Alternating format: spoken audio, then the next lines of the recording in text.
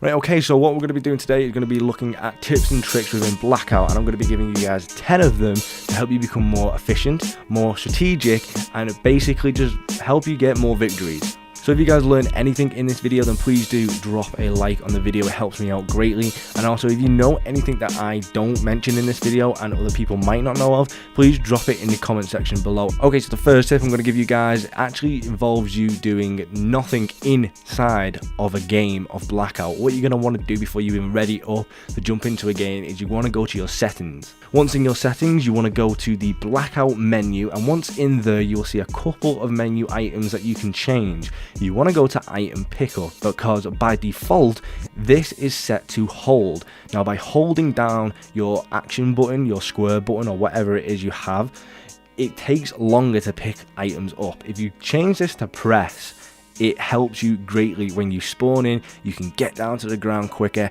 and then you can just tap that button to get your items, your loot, your everything, your weapons and stuff like that up quicker, and then you can get into the action before anyone else has actually got a gun.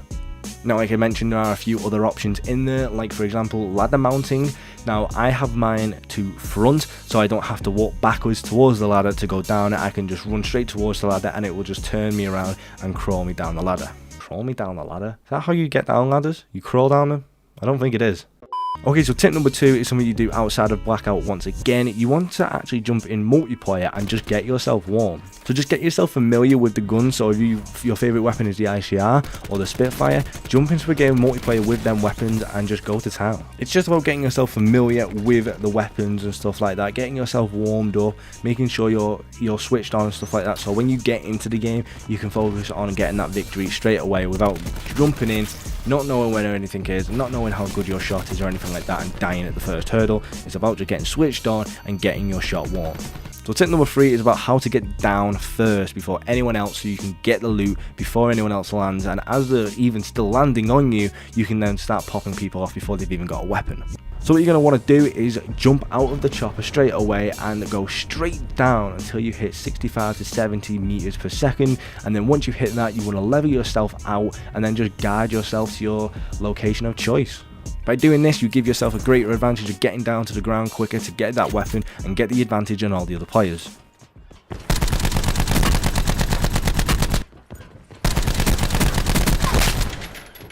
Tip number 4 is something that I use all the time when I'm in sneaky gun battles, and it's using your emotes to third-party round objects. By doing this, you can move the camera around, so that means you can actually look round corners and make sure you can check where enemies are before you push into that building. By doing this, you can see the enemy's position before you've even walked in the room, and this will give you a massive advantage. So tip number 5 is something that I think everybody watching this video should take away and start implementing into their game, and it's to do with your health. So once you've picked up a trauma kit and you've applied it and you've got that 200 health, you want to instantly swap out your bandages to the med kit, because by default the game will automatically switch the bandages into the first slot for your heals. You don't want that, because that will only give you 25 health when you use it. You want to set it to a med kit so you get that 50 health off straight away. It's very useful for when you get weakened, and then you can just pop in a 50 there quick, and if you get 2 of them off, there you go, there's 100 HP straight away. So I really recommend you guys doing this because it's really effective. So to segue from tip number 5 into tip number 6, what I'm going to be showing you guys is something really useful for when you get caught up in the storm. So when you get caught up in the storm and it starts taking away at your health, what you want to be doing is when it gets to 125 HP, you want to be popping a med kit, because that will get you straight back up to 150 HP, because you never know who is in that storm with you. You could be running along, minding your own business, and next thing you know, you're getting popped off by someone, and because you're in the storm, it'll already take away most of your health, so you'll just die instantly. And it's about just being smart with your meds. So if you're in the storm and you have a trauma kit, don't use it in the storm, wait until you're out of it, and then you have somewhere safe to apply it, because with a trauma kit, what it gives you is a 50 HP boost. It actually pushes you from 150 up to 200. I'm pretty sure most of you guys already knew this, but that is how effective a trauma kit is. So when you're in the storm, do not apply a trauma kit, because it will just be a waste of that competitive advantage. And once again, that last tip is going to help me segue into the next tip, which is tip number 7, and it is actually about trauma kits. And once again, segueing from the previous tip into the next tip, which is tip number 7, and it is again about your health and your trauma kits.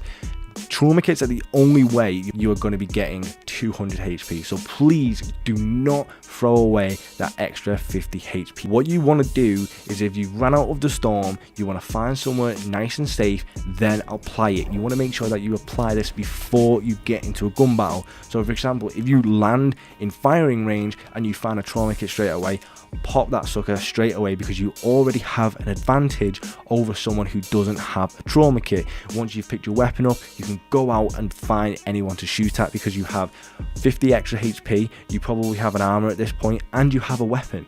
You're set to go.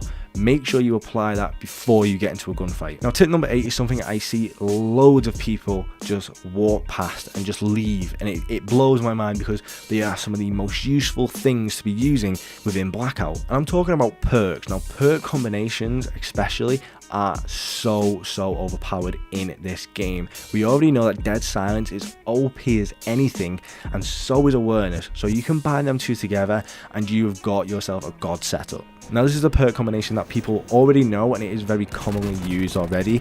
So try and switch it up, because you never know, you might find a perk combination that works really well for you. For me, for example, I really do like dead silence, skulker, and panorama. I keep wanting to say panorama, and it's not panorama. Dead silence, skulker, and paranoia. These really do help you out in late game, because you've got the dead silence, which help you stay quiet. You've got your paranoia, basically that just lets you know if anyone is looking at you in whichever direction, because the sound actually comes from the direction that someone is looking at you at. So that is really useful for when you're in like a field or something like that. And skulker just helps you in movement, and basically you can crab walk like anything. You can crab walk like a dog sprinting. It's insanely fast. What? Bro, what are you talking about, man? That was a really weird comparison, but skulker is really good when you combine it with dead silence, because you can just crab walk for days and no one will hear you, and you're just like Usain Bolt. You're off, you're gone. Okay, so tip number 9 is something that I think not a lot of people actually know about, and it's being able to redeploy your wingsuit. This is a situation where I see people land at the top of construction and then they'll just walk down the stairs, or they'll use the elevator to get down.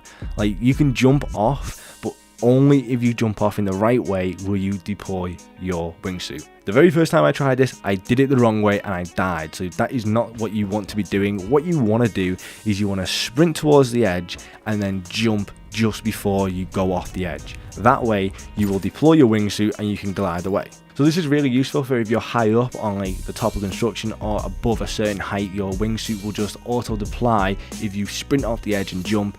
If you're in a chopper, this also works by just exiting the chopper at a certain height. Your wingsuit will deploy, and that is a great way for getting you down to the ground safely. And last but not least, tip number 10. And by God, this must be the most important tip I can give you guys, because it is really useful, and I have been a victim of this myself, and so have my teammates. And I want to stress to you guys, loot is not always important. Okay, so let me put this into perspective for you guys. You're in the final few people, you're in the top 10, right? And you're running low on ammo, and you notice this, you get a kill. If you can, loot that guy's body. Only if you can.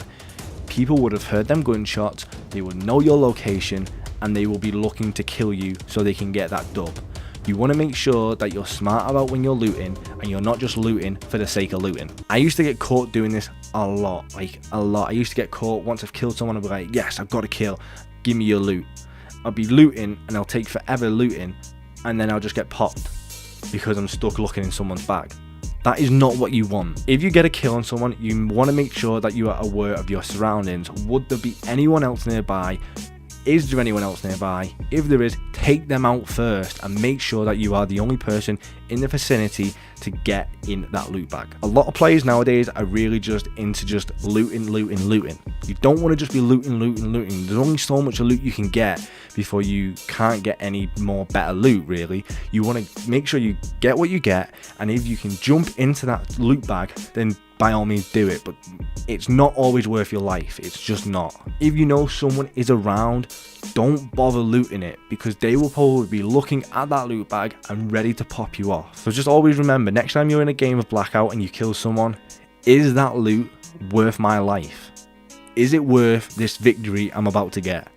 Just keep that in mind. It really does come in handy. And that is it for this video, guys. Now, a lot of these tips are very generic tips, and they're mainly for the new players that are coming into Blackout who have played multiplayer for a bit and want to explore Blackout, but they don't really know any little tips or tricks to get the best advantage on people who have been playing this game since day one. Please do, if you did learn anything in this video, please do drop a like rating on it. It helps me out massively. It lets me know that you guys are enjoying these videos and you actually took something away from the video, which is the whole point of this video. Basically, I want you guys to take away some tips that you can utilize in your own gameplay. And if you're new around here and like this content, then please do hit the subscribe button, because I'm planning on producing more content just like this, along with many other games like Fortnite, maybe even Red Dead Redemption if I get it. But we'll see about that in the near future, if I get it or not. But guys, if you enjoyed the video, like I say, leave a like, comment and subscribe if you're new around here. And I hope you guys have a fantastic day as always, and I'll see you guys in the next one.